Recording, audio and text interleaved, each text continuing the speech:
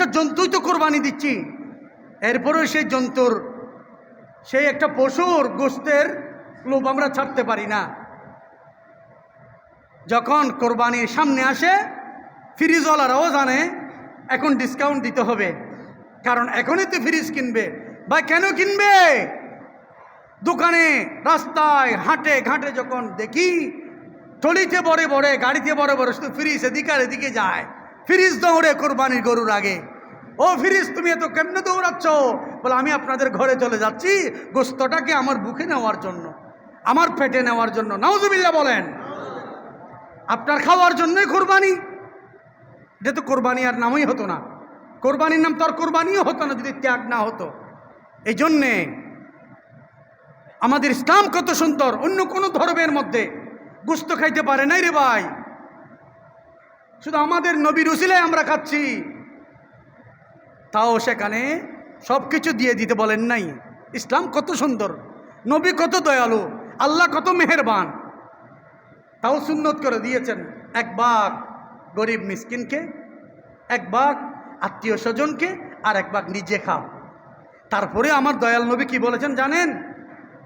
আহা রে আল্লাহ, রহমতুল্লাহ আলমিনের রহমত। বলে যাদের পরিবারের সদস্য বেশি, আমার নবী বলতেছেন যাদের পরিবারের সদস্য বেশি, তো কোরবানি ওয়াজিব হয়েছে গৃহকর্তার উপর।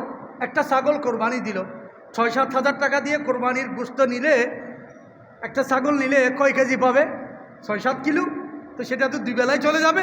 আমার নবী বলেন যদি বাহিরে দিতে না পারো তোমরাই খাও। সুবহানাল্লাহ।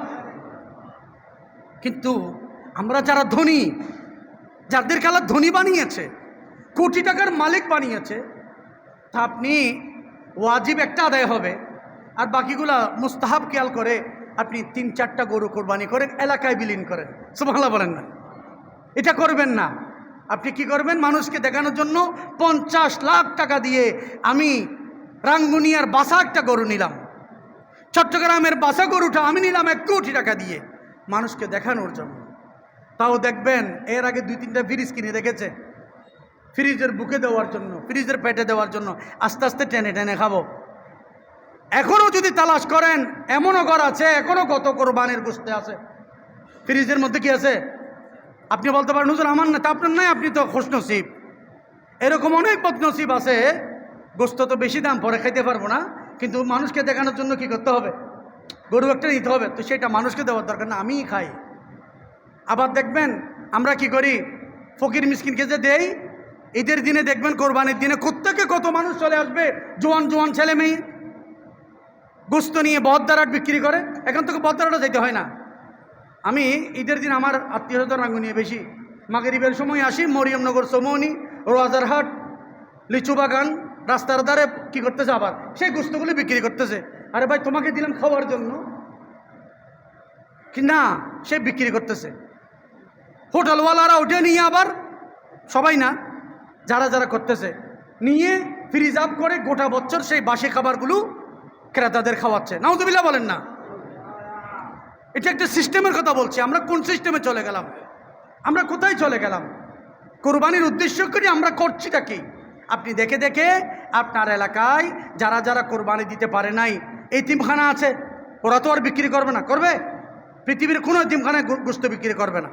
মনে রাখবেন,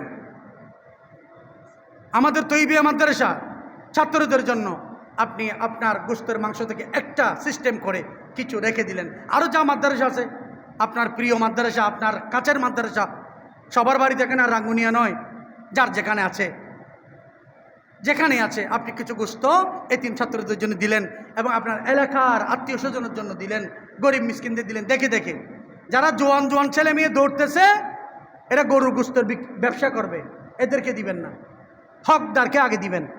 হকদারকে